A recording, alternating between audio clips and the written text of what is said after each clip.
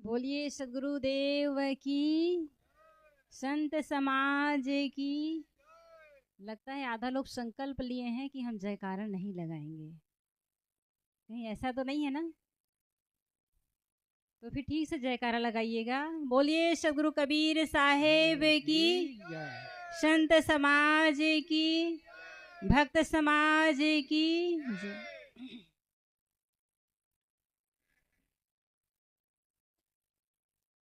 संत सहायक जीव के, संत ही पार लगाए। औरन से यह होए नहीं, जो भ्रम भूल भगाए। औरन से यह होए नहीं, जो भ्रम भूल भगाए। मेरे मन मंदिर के आराध्य परम पूज्य गुरुदेव जी, इस मंच पर आसीन इस आश्रम के व्यवस्थापक परम पूज्य श्री संकल्प साहिब जी, दूर दूर से आए हुए सभी संतगण, शक्ति भक्ति के स्रोत माता बहनों, प्यारे प्यारे बच्चों, साथ ही साथ हमारे सम्मानीय भक्त सज्जनों, 2 दिवसीय कार्यक्रम का 2 दिवसीय सत्संग कार्यक्रम रखा गया है। आइए मैं भी कुछ देर आप सभी के बीच अपना विचार रखूं। वैसे आप लोग काफ़ी देर से भजन और सत्संग से लाभ ले रहे हैं। साहब जी भजन के माध्यम से कह रहे थे, गुरुजी मेरा गुरुजी के बिन क्या कहते हैं, सदगुरु बिन मेरा दूजा ना कोई और। सच पूछा जाए तो एक जन्म होता है माता पिता से, और माता पिता से जन्म होता है इस शरीर का, लेकिन दूसरा जन्म होता है सद्गुरु और संतों के द्वारा। सद्गुरु और संतों का ज्ञान जब मिलता है तो हमारा दूसरा जन्म होता है, एक जीने का ढंग हमें मिलता है। और इसीलिए कहा गया सद्गुरु और संत हमारे जीवन के उन्नायक होते हैं, हमारे जीवन के लिए प्रकाश स्तंभ होते हैं। यदि संत ना होते इस जग में तो पता नहीं इस दुनिया का क्या होता। कितने लोग कहते जरूर हैं, इतने संत दुनिया में दिखाई देते हैं, फिर भी इसे समाज से अत्याचार, भ्रष्टाचार, काला बाजारी और जो नाना व्यभिचार कर्म हो रहा है वो दूर क्यों नहीं होता। तो संत तो अपना काम करते हैं, ज्ञान की बातें बताते हैं, लेकिन लोग ले नहीं पाते, तो इसमें किसका दोष। बारिश का मौसम जब आता है, बारिश का मौसम जब आता है तो अपना पानी पहाड़ों पर भी बरसाता है और मैदानी भागों में भी बरसाता है, लेकिन पहाड़ उनको क्या करता है, स्वीकारता तो है लेकिन ठहराता नहीं है। यही बात है, ज्ञान की बात हर किसी को अच्छा लगता है, सब समझते हैं कि सही बात कही जा रही है, लेकिन उसको जीवन में कोई कोई धारण कर पाता है, और इसीलिए जीवन में सुधार नहीं हो पाता। तो हम सबको चाहिए ज्ञान की बातों को हम सुने और उसे हम जीवन में अमल करें। ऐसा नहीं कि सत्संग में जाने से हमें पूरा फायदा मिलता है, कुछ फायदा मिलता है। सत्संग में जब जाते हैं, ज्ञान की बातें सुनते हैं, तो कुछ समय के लिए हमारा मन गलत सोचना बंद कर देता है। साधारण सी बात है, कितनी ऐसी माताएं हैं, और केवल माताएं ही नहीं, मैं अपने भाइयों को भी सुनी हूँ। माताएं हमारी बहुचर्चित ढंग से एक प्रकार से निंदा के पात्र हैं। कहते हैं कि माताएं जहाँ बैठती हैं वहाँ निंदा जरूर होती है, लेकिन मैंने भाइयों को भी सुना है कि 2 भाई जब मिलते हैं ना, तो वो घर की बातें करते हैं, निंदा की बातें करते हैं। आश्चर्य होता है। माताएं तो भाई भले उनके लिए कहा जाता है, लेकिन भाइयों को ऐसा नहीं करना चाहिए, ये मुझे लगा। तो भाई लोग भी मिल करके बहू बेटी की चर्चा करते हैं, दूसरे घर की चर्चा करते हैं। कहने का मतलब है कि जब आपस में बैठे तो ज्ञान की बातें करें, दूसरों की चर्चा ना करें। बात यह है कि संत और गुरुजन हमें ज्ञान देते हैं, और उस ज्ञान को हमें केवल सुनना नहीं है। तो मैं ये कह रही थी कि सत्संग में बैठते हैं तो थोड़ा फायदा तो हो जाता है, लेकिन ज़्यादा फायदा कब होगा, पूरा पूरा फायदा कब होगा, जब उस ज्ञान की बातों को हम अपने जीवन में अमल करेंगे। अभी हम साहब जी से सुन रहे थे, बहुत सुंदर कहानी। अंतिम में 3 बेटे को बड़े बड़े डॉक्टर, इंजीनियर, मास्टर तो बना दिए, लेकिन एक बेटा जिसको गुरुकुल में पढ़ाया, हिंदू संस्कार से संस्कारित किया, वो माता पिता को समझ पाया।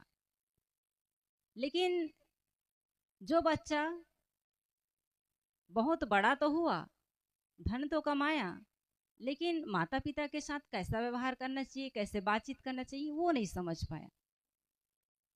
हमारे साहब जी कह रहे थे कि मैं माता वर्ग के लिए कुछ संस्कार की बातें कहूँ, तो आइए इसी क्रम में मैं अपनी बातें आगे ले जाऊं।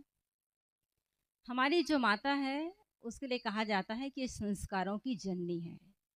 संस्कारों की जननी इसलिए कहा जाता है कि बच्चा का पहला संस्कार माँ से आरंभ होता है। बच्चा जब माँ के गर्भ में आता है तो माँ जो भी खाती है पीती है, उनके रस से ही बच्चे का निर्माण शुरू होता है, बच्चे के शरीर का निर्माण शुरू होता है। और हर डॉक्टर, हर व्यक्ति इस बात को जानता है। लेकिन हमारे संत जन कहते हैं कि जिस प्रकार से आपके खाने पीने के भोजन की जो रस बनता है उससे बच्चे के शरीर का निर्माण होता है, ठीक वैसे ही आप जो सोचती है उन सोच के आधार पर बच्चे के जीवन का निर्माण होता है। लेकिन इस बात को कोई कोई व्यक्ति ही समझ पाता है, सब लोग नहीं समझ पाते। बच्चे के शरीर निर्माण के लिए सब लोग जागरूक हैं, यहाँ तक कि बच्चा गोरा कैसे हो उसके लिए भी आजकल लोग कहते हैं, कोई कहते हैं कि आप तो सौंफ खाइए, आप तो केला खाइए, आप तो केसर खाइए। क्यों कहा जाता है?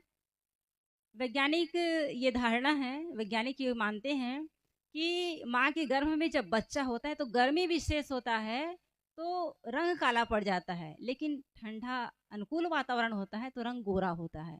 और इसीलिए देखते हैं कि अमेरिका आप चले जाइए, इंग्लैंड में चले जाइए, वहाँ गोरे लोग होते हैं। लेकिन जिस प्रदेश में गर्मी अधिक होती है वहाँ रंग काला होता है। तो ऐसे ही वैज्ञानिक ये बताते हैं कि बच्चे को यदि गोरा करना है तो आप सौंफ खाइए, इलायची खाइए, ठंडा चीज खाइए। और दूसरी बात, रंग के साथ साथ गर्मी चीज यदि माँ को दिया जाए तो बच्चा गर्भ में ठहरता नहीं, वो खराब हो जाता है गर्मी के कारण। लेकिन ठंडा चीज दिया जाता है तो वो गर्भ ठहरता भी है। तो ये वैज्ञानिक कारण है। तो बात यह है कि जैसे माँ खाती पीती है उसी के अनुसार से बच्चे के शरीर का निर्माण होता है, और वो जो सोचती है उनके अनुसार से उनका विचार भी बनता है। इसलिए बहुत सजगता के साथ माँ को चाहिए कि बच्चे के लिए ध्यान दे कि हम अपने बच्चे के साथ क्या कर रहे हैं। वैसे हर माता पिता चाहता है कि मेरा बच्चा मेरे अनुकूल हो, मेरा नाम रोशन करने वाला हो, बुढ़ापा का सहारा हो। लेकिन ध्यान ये रखना होता है कि क्या हम उसके अनुसार से हम अपने बच्चे के साथ व्यवहार कर पा रहे हैं, क्या वैसा हम सीख दे पा रहे हैं। कितने माता पिता हैं बच्चों के सामने में शराब पीते हैं, गुटखा खाते हैं, बीड़ी पीते हैं, मांस खाते हैं। तो सोचिए बच्चा क्या सीख पाएगा, वही तो होगा ना। एक जगह की घटना है, हम लोग ट्रेन की यात्रा पर थे, वापस आ रहे थे यूपी से। तो एक नौजवान था, उनका बिल्कुल 2 साल का बेटा था। तो अपने वो पैकेट से एक पाउच निकाला गुटखा का और उसको फाड़ करके बच्चे के मुंह में देने लगा। तो बच्चा जानता नहीं था कि ये खाने का चीज़ है, तो अपना मुंह फेर लिया, बगल कर दिया। फिर उनके पिताजी उनके सामने ही अपने मुख में वो पाउच डाला।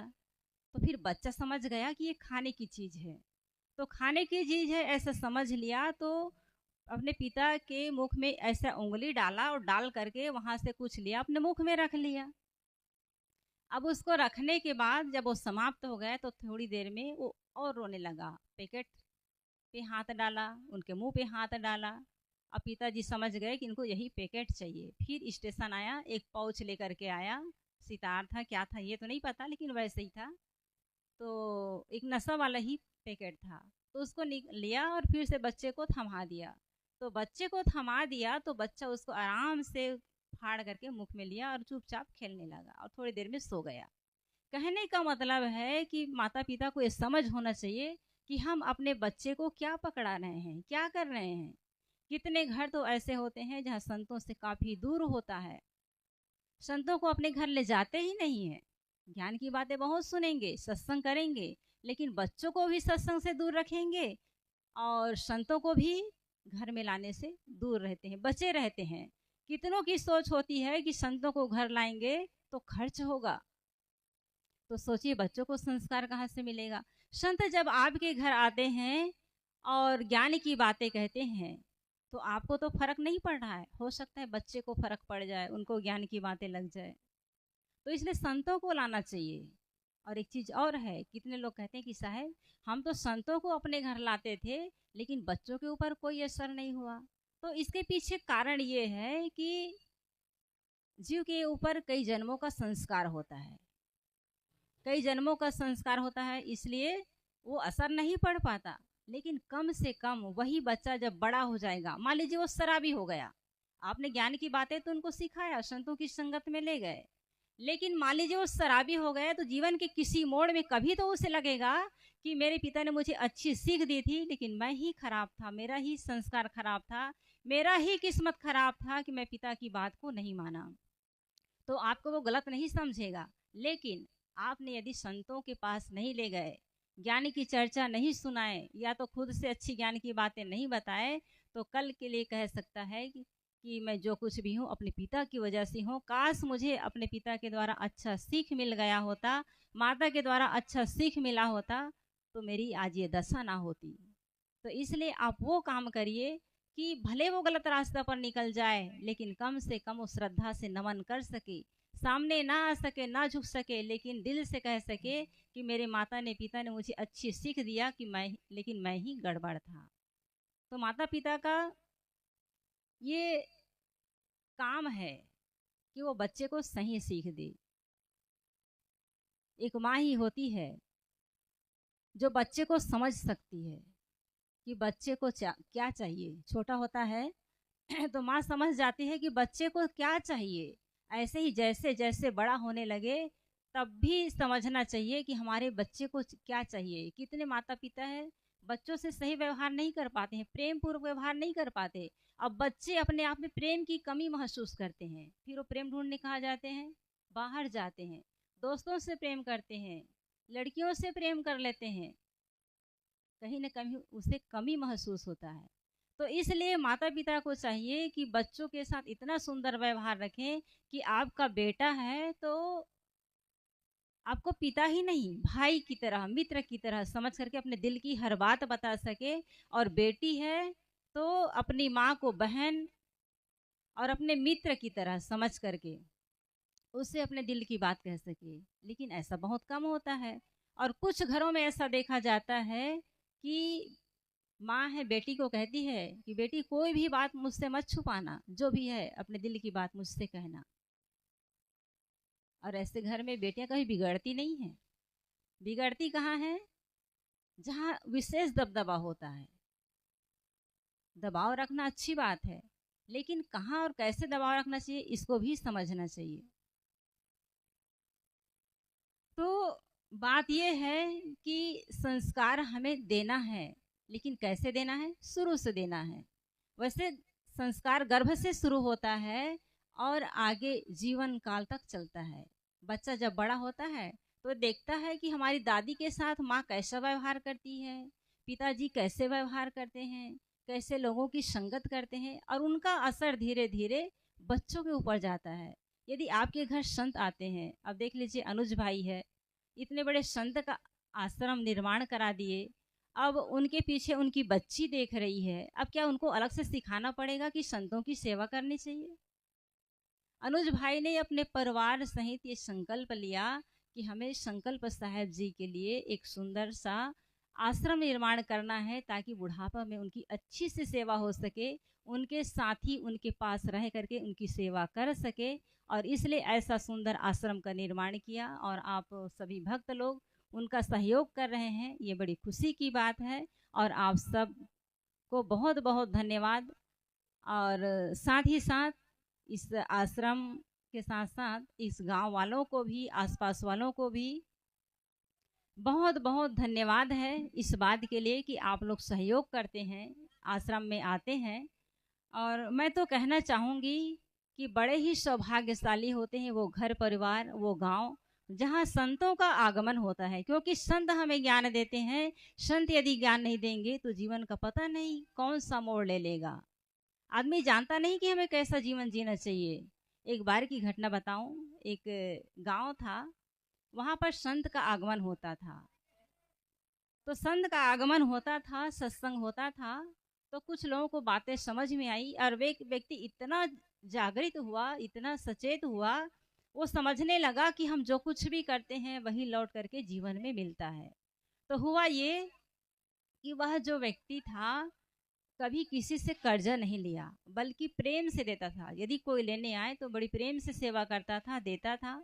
समय बीत रहा था।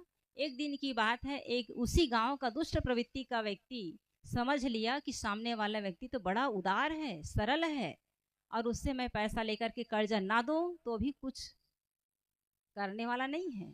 तो गया उनके पास और उनसे 20,000 रुपया उधार लेकर के आया।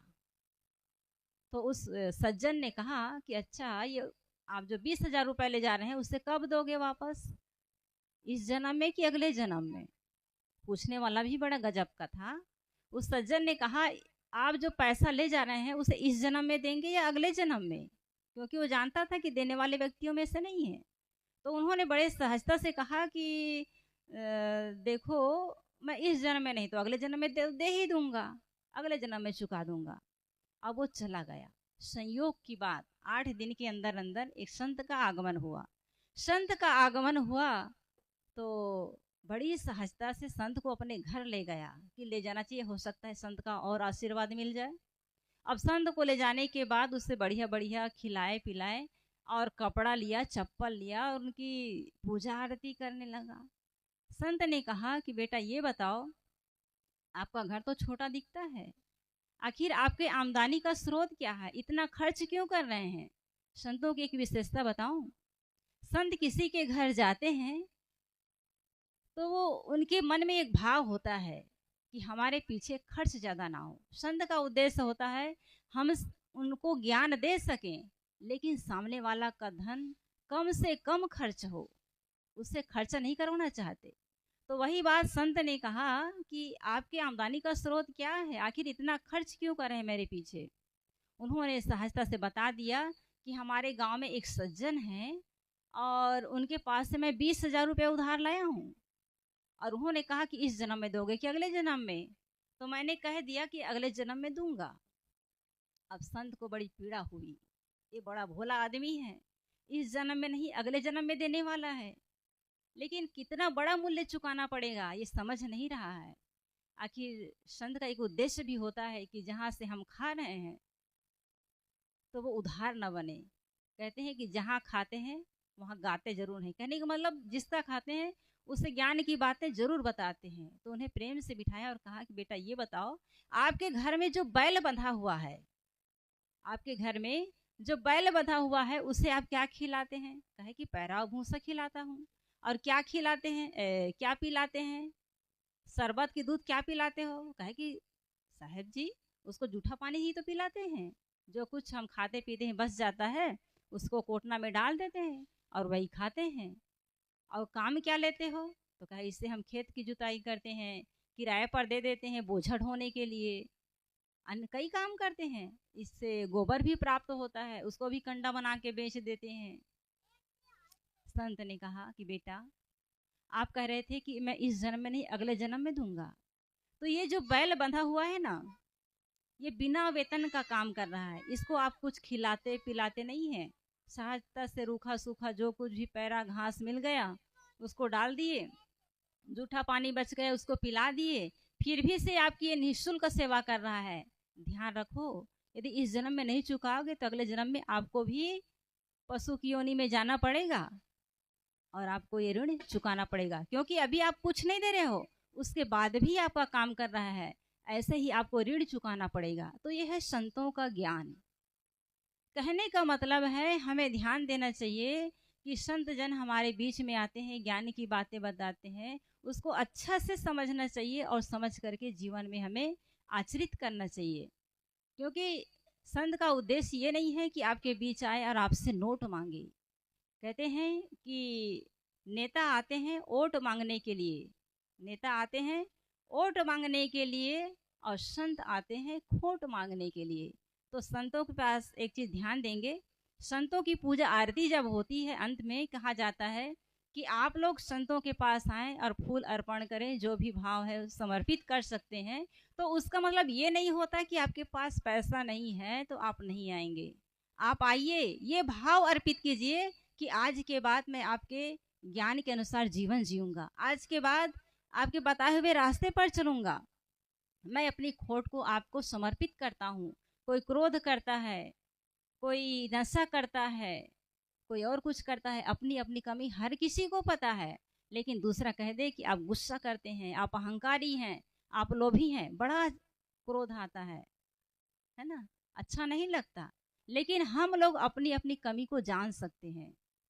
अपनी कमी को जान करके संतों के पास आए, फूल अर्पित करें और ये सोचें कि जैसा फूल कोमल है, जैसे फूल में सुगंध है, जैसे फूल देखने में सुंदर है, वैसा ही मेरा जीवन कोमल बने, सुंदर बने और सुगंधित बने। इसके लिए मैं अपने जीवन के जो खोट है, जो गंदे विचार है, उसको मैं आपको समर्पित करता हूँ। क्योंकि संत यही मांगने के लिए आते हैं और संत करुणावान होते हैं। संतों का ये भाव होता है कि जिस प्रकार से मेरा जीवन सुखी हुआ है, जिस प्रकार से मैं अच्छे रास्ते पे चल रहा हूँ, वैसे ही मेरे संपर्क में आने वाले जितने लोग हैं, सबका जीवन सुखमय हो, सुंदर हो। यहाँ तक कि जिनसे हमारा संपर्क नहीं है, जिसको हम नहीं जानते हैं, उनके लिए भी ये भावना होती है कि संसार के सब लोग सुखी हो, सबका जीवन सुंदर हो। लेकिन सुंदर कब होगा? हमारा भाव तो सुंदर है, लेकिन सामने वाले का जीवन सुंदर कब बन पाएगा? जब वो ज्ञान की बातों को सुनेगा, समझेगा, तब तो सुंदर हो पाएगा। तो संत देने में कमी नहीं करते और आप लोग भी देने में कमी नहीं करते हैं। लेकिन मैं बात इसलिए कर रही थी कि कभी किसी के पास 1 रुपया भी ना हो और संत आए हों, तो ये संकोच मत करिए कि हम बिना पैसे के संतों के पास कैसे जाएं। बिना पैसे के भी आ सकते हैं, अपने खोट को चढ़ा सकते हैं। संतों को मत बताइए, अपने आप से कहिए कि आज के बाद मैं तंबाकू नहीं खाऊंगा, आज के बाद गाली गलौच नहीं करूंगा, आज के बाद मैं लोभी का काम नहीं करूंगा, किसी के धन के प्रति, किसी के रूप के प्रति, किसी भी प्रकार से मेरे अंदर कपट, छल, ये सब नहीं होगा। ऐसा भाव आप रख सकते हैं। तो बात तो यही है कि गुरु ज्ञान को हम लेते चलें। गुरु ज्ञान में ही हमारा जीवन सुंदर हो सकता है। गुरु से ही जीवन शुरू भी होता है। और आप लोग सुने होंगे, अंगुलीमाल कितना खूंखार आदमी था, लेकिन भगवान बुद्ध का शरण जब मिला तो उन्होंने अपने ज्ञान और विचार उनको जब दिया, तो एक प्रकार से हथौड़ी और छीनी का काम किया उनके लिए। जैसे एक अनगढ़ पत्थर होता है, तो अनगढ़ पत्थर का मूल्य तो नहीं होता, लेकिन हथौड़ी और छीनी जब लगता है तो वही पत्थर मूल्यवान हो जाता है। उसी पत्थर में से भगवान का रूप निकाला जाता है और भोग और मोक्ष देने वाला होता है। ऐसे ही सदगुरु और संत हमें ज्ञान की बातें देते हैं, विवेक और विचार की बातें देते हैं, तो हमारा जो जीवन है वो सुंदर होता है, निखरता चला जाता है। तो बात यह है कि अंगुलीमाल को जब विवेक और विचार का ज्ञान और हथौड़ा जब मिला, तो उनका जीवन सुंदर हो गया। वो कुपथ से हट करके सुपथ में चलने लगे, अच्छे पथ में आ गए। और संत जब बन गए तो लोगों के बीच भिक्षा के लिए आए, तो लोग उसको पत्थर उठा उठा करके मारते थे। समझ गए थे कि अरे ये तो अंगुलीमाल है, साधु के वेश में आ गए हैं। तो इसी बीच में भगवान बुद्ध आए और उन्होंने कहा कि रुको, अब ये अंगुलीमाल नहीं है, अब ये संत है। लोगों ने कहा कि नहीं, यही अंगुलीमाल है। तब भगवान बुद्ध ने फिर कहा, यदि ये अंगुलीमाल होता तो क्या आप सामने आ पाते? कोई पत्थर उठा पाता? ये इतना खूंखार आदमी था कि लोग उनके नाम से डरते थे, आप सब उनके नाम से डरते थे। लेकिन अब अंगुलीमाल नहीं, एक संत खड़ा है। लोग समझ गए कि वाकई में अंगुलीमाल के सामने हम आ ही नहीं सकते थे, लेकिन ये अंगुलीमाल बदल चुका है, संत हो चुका है। लोग क्षमा किए, उनको भिक्षा दिए, उनको प्रणाम किए। ऐसे ही रत्नाकर डाकू था, लोगों को लूट करके अपना घर भरता था, लेकिन संतों का विचार जब मिला, संतों ने कहा कि ये पाप आप किसके लिए करते हो? उन्होंने कहा कि मैं सबके लिए करता हूँ। जब मैं धन ले जा करके सबको खिलाता हूँ, परिवार वालों को, तो पाप का भोगी भी सब लोग होंगे, पाप का बंटवारा सब लोग करेंगे। संतों ने कहा कि आपका सोचना गलत है, ऐसा हो ही नहीं सकता। आपके धन का बंटवारा करेंगे, पाप का बंटवारा नहीं होगा। और यदि विश्वास नहीं है तो जा करके पूछ लीजिए। जब जा करके पूछे और कहे अपनी पत्नी से कि मैं धन कमा करके लाता हूँ, लोगों को लूटता हूँ, तब धन लाता हूँ, आप लोगों को खिलाता हूँ, क्या उसका भागी बनेंगे? उसके पाप का भागी बंटवारा लेंगे आप लोग? पत्नी कहती कि मैं क्यों बंटवारा लूँगी, आप शादी करके मुझे लाए हो और भरण पोषण कैसे करना है ये आपकी जिम्मेदारी। आप कहाँ से लाते हैं ये मैं नहीं जानती हूँ। माँ के पास गया, माँ से भी कहने लगा कि माँ मैं धन लूट करके लाता हूँ, लोगों को मार करके लाता हूँ, क्या पाप का बंटवारा आप लेंगे? माँ कहती है कि मैं क्यों लूँ, आप छोटे थे, पाल पोस करके मैं बड़ा कर दी, योग्य बना दी, अब कहाँ से धन लाते हो ये मैं नहीं जानती, वैसे तो ये गलत काम है, लेकिन आज तक तुम बताए भी तो नहीं थे क्या करते हो, इसलिए अपने पाप का बंटवारा, आपके पाप का बंटवारा हम नहीं लेंगे, आपको ही उसके पाप का फल भोगना पड़ेगा।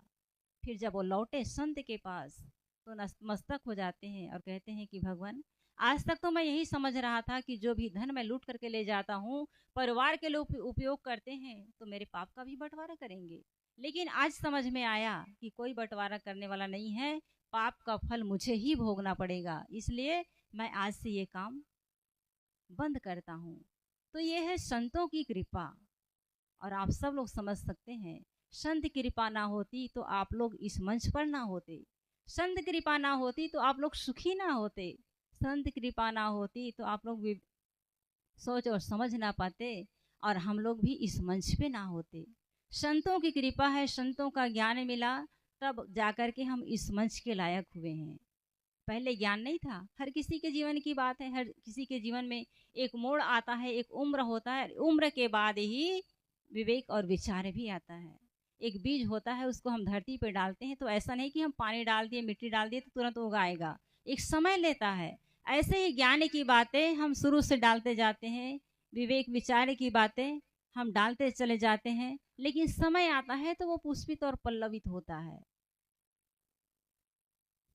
तो ध्यान ये रखना है कि जहाँ भी हम जाएं, ज्ञान की बातों को अपने जीवन में आचरित करने का प्रयास करें, और हो सके तो अपने परिवारों को भी जरूर लाना चाहिए, हो सके तो संतों को अपने घर में भी जरूर ले जाना चाहिए, और हो सके क्या होना ही चाहिए, घर के जितने बड़े बुजुर्ग हैं उनका सम्मान करना चाहिए, क्योंकि हमारे बच्चे वहीं से सीखते हैं।